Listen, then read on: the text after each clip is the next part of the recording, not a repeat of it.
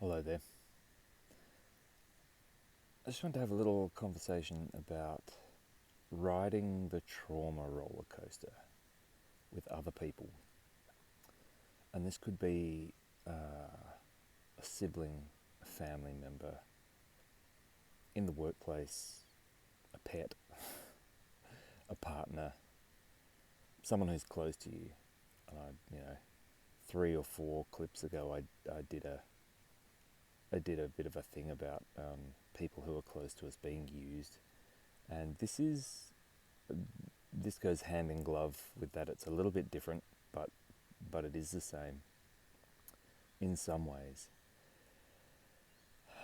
And it's about traumatic programs, and looping cycles, because there's a trauma and then there's usually a program underneath it, and they go together, and it's like this roller coaster ride that someone else is going to go on, or you in fact are going to go on, if you can spot it in yourself. And it's like the roller coaster starts off and it drags up to it's like the trigger, something triggers it and off it goes, and it kind of builds, maybe fast, maybe slow, but then all of a sudden, whoop, it's down, it's around, it's up, it's down again, through the corkscrew, around the, and if you can spot it, it kind of takes the same path. Different traumas are going to take different paths, but particular traumas that are triggered the same way, that have the same pattern, they're going to have the same play out every single time.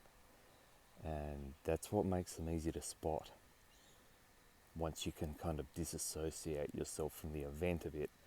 But what goes on here is this person who you're closely involved with, who gets triggered by you or by someone else, and they go into this trauma loop. And it's a life and death situation. This is where we get strange behaviour. This is where we get narcissistic behaviour. It's all around this trauma loop. And they're scared. Like, a lot of the times they're absolutely scared for their life. And so it's all fear-based. And really the ultimate fear is death in here. And that's what a lot of these traumas play on eventually, is people are scared for their life in some way or another, even though it doesn't match in the situation. This is the trauma getting triggered and the pattern getting played out. And what happens is they want you to ride the roller coaster with them, because they love you, you love them. It's this close bond and situation. And living with these people is exhausting. If you have this stuff going on in you, just living with yourself is exhausting, let alone the people or the beings around you in your workplace or whatever. Like, this is an exhausting thing, and we've all done this. There's absolutely no judgment in here. Any program, trauma, trigger has a roller coaster ride involved in it, short or long, whatever the play out is. We have all done this, but some people do it quite loudly and quite often. And what's really interesting is when you refuse to ride the roller coaster with them. You just say, I'm not buying a ticket for that ride. That's not useful, that's not helpful, I'm done.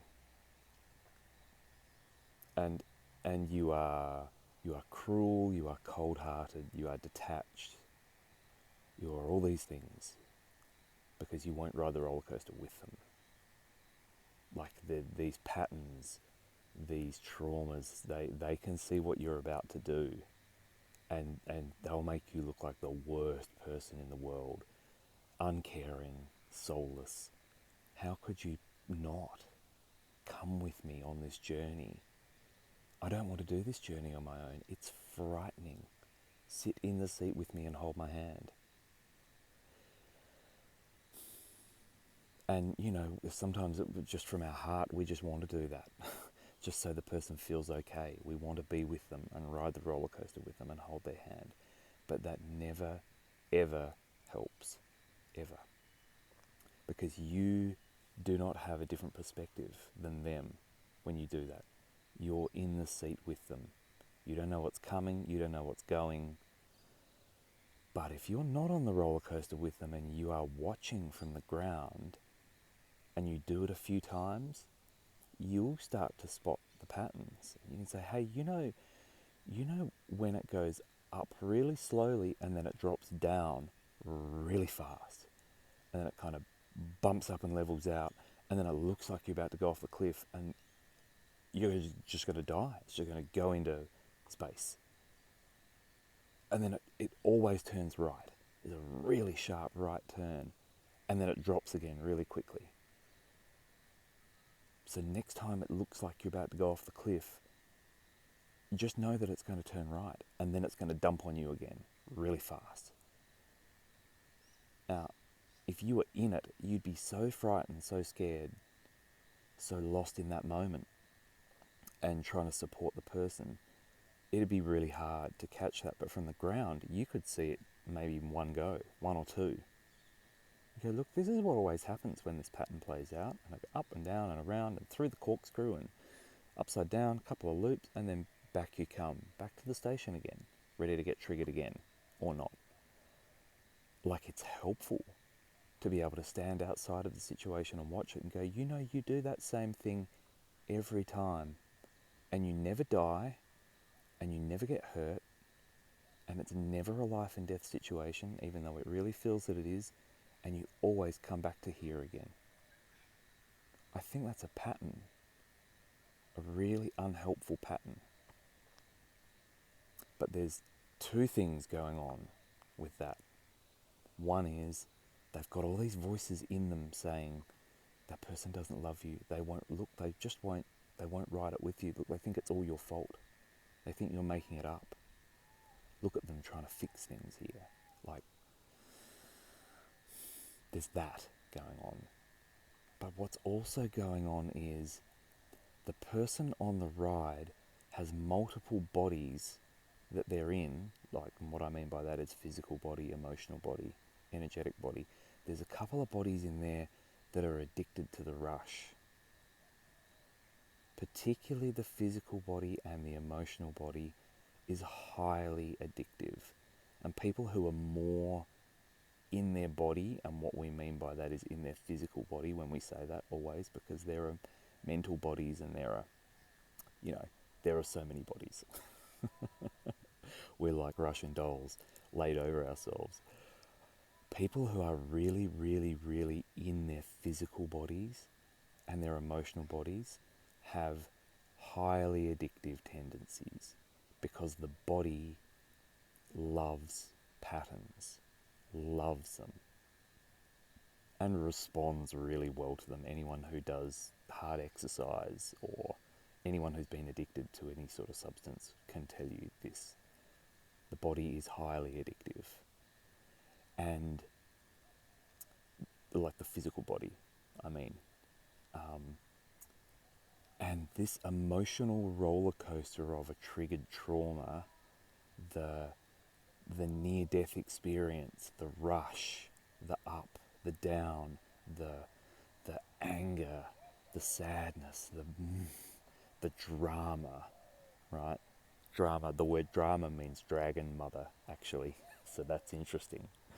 Think about, and not dragon as in a good dragon, dragon as in a European, as a Middle Eastern type dragon, the ones that were not so good sometimes.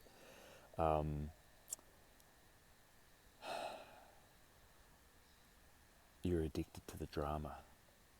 Your physical body and your emotional body in particular is addicted to the drama, and you don't want to be healed. There's a part of you that doesn't want to fix the trauma. There's a part of you that is, your nervous system is like a junkie. It's actually looking to maneuver you in a situation where it can kick you off the cliff, just kind of, oops, oh, look how close we are to the edge of the cliff. It'd be a shame if someone were to trip you, bump, and then it gets a big rush. The nervous system gets this big, ah. And quite often it's not the nervous system, that's implants and programs and stuff that's been put on the nervous system. But just for ease of conversation, we're going to say the physical body, the emotional body, and in particular, the energetic part of the nervous system gets highly, highly addicted to this behavior. More so in women than men when it's a nervous system addiction, but that's not pointing any fingers at anyone. Just saying men tend to get addicted to different sorts of adrenaline rushes, I guess, and substances. Women have more of a tendency, the female body, as in the female nervous system, the female physical body, the female emotional body, has more, and so by saying that I mean also men who are more in their feminine aspect, yeah, and we all know some of those, less in their male aspect and are much more in their feminine aspect, get addicted to the drama that is linked to the trauma, to the point that they actually kind of almost groom their traumas, and it gets to look like they're setting up which trauma they're going to get kicked off today. Like, are we going to do this trauma today? No, we've done that one. Maybe we'll do this trauma today. I mean, this is all subconscious and unconscious. People do not know they're doing this, but once you spot the behavioral patterns, you can see it. And you'll see it in yourself, because like I said, there are no fingers getting pointed here. I've done this. You've done this. We all do this, unless we catch it. So if you're going to try and help someone around you, someone that you're close to, through one of these trauma situations, what you're going to do is you're going to hold the space for them, you're going to be there for them, you're going to be a sounding board for them, but you are not going to buy what they're selling at all. And it's not that you think their product's bad, and it's not that you think their product's good but you can't handle it. You are not a customer. You're not a customer. And that will bring up, if you've never done this before, that will bring up some very, very strong emotional reactions in these people. The closer to them you are, the stronger the reaction that will come up.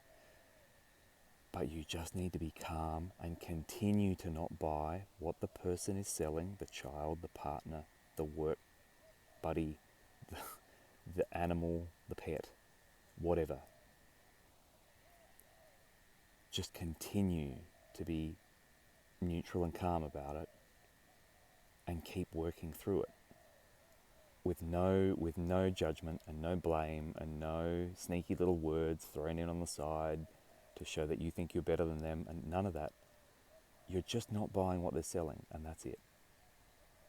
Because you can be there for them and you can hold space for them and you can help them through the trauma and you can show them what you feel is going on, but you're not a guru, none of us are, you don't know everything. This is just from your point of view, and you do not have to be in the trolley cart riding the roller coaster with them to do it. In fact, it's almost impossible for you to be able to help from the roller coaster. So if you do genuinely want to help, you're going to have to take a bit of a stand on this and say, look, I understand you're jealous, I understand you're angry, I understand you're scared, I understand insert fear thing here, it's always fear. I am here for you, but I am not riding the roller coaster with you. I'm not buying what you're selling. All right, much love.